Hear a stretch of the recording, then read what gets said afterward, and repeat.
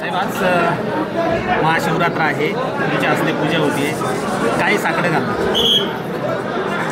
महाशिवरात्र हा एक पवित्र दिवस आहे आणि या दिवशी सगळ्या शंभूनाथाच्या मंदिरांमध्ये मोठी पूजा होत असते. लोक भक्तिभावाने येतात आणि त्याचा निश्चित प्रकारे एक आनंद सगळ्यांना मिळत असतो. खरं तर भीमाशंकर विकास आराखड्याच्या माध्यमातून मंदिराची सगळं होतं, मात्र कधी याचं उद्घाटन होईल? अजून काय काय अपेक्षित शिल्लक आहे का? अजून बरीच कामं शिल्लक आहे, परंतु इथं बाकीच्या फॉरेस्ट वगैरे या इतर अडचणी असल्यामुळे त्याला थोडासा विलंब होता, पण ते लवकरात लवकर पूर्ण करण्याचा आमचा प्रयत्न आहे. साहेब खरं तर महाशिवरात्र आली आहे, लोकसभा जवळ आले, त्या पार्श्वभूमीवरती अजूनही जागा वाटपाचा तिढा सुटलेला नाही. काय तुम्ही अजूनही पालकत्वाची वाट पाहताय? 95,000पेक्षा अधिकच्या कुटुंबाचे आयुष्य आनंदाने भरले आहे. आजच कॉल करा आणि मिळवा फर्टिलिटी ट्रीटमेंटवर सूट आणि सर्वांना द्या आनंदाची बातमी. आता हा प्रश्न मी इथं नाही उत्तर देऊ शकणार, कारण चर्चा मुंबईमध्ये चालू आहे आणि मी काही चर्चेमध्ये सहभागी नाही आहे.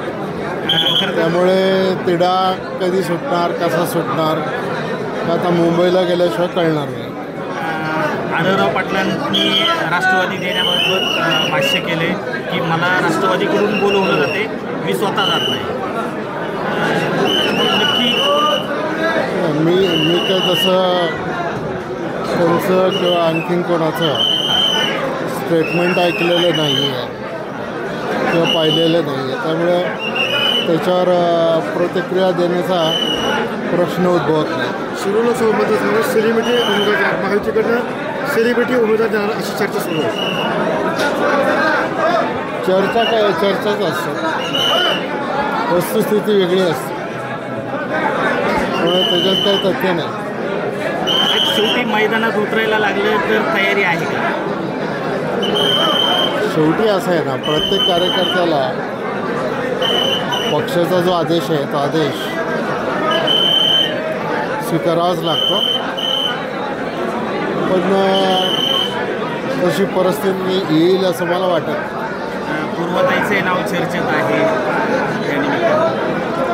पूर्वताई काही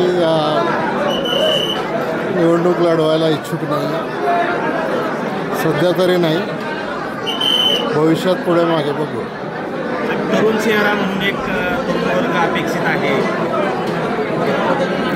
असं आहे की जर निवडणूक लढवायची असती तर आधी वर्ष 2 वर्ष सगळ्या मतदारसंघात फिरून जरा काही संपर्क प्रस्थापित करावा लागतो, ओळखी करून घ्याव्या लागतात, काही कामं करावी लागतात आणि याच्यातलं काहीच त्यांनी केलेलं नसल्यामुळे, कारण मुळातच निवडणूक हा विषय तिच्या डोक्यात नाही आहे, त्यामुळे मला वाटत नाही ती लढेल, पण तिच्या मनात असलं तर तिला विचारा.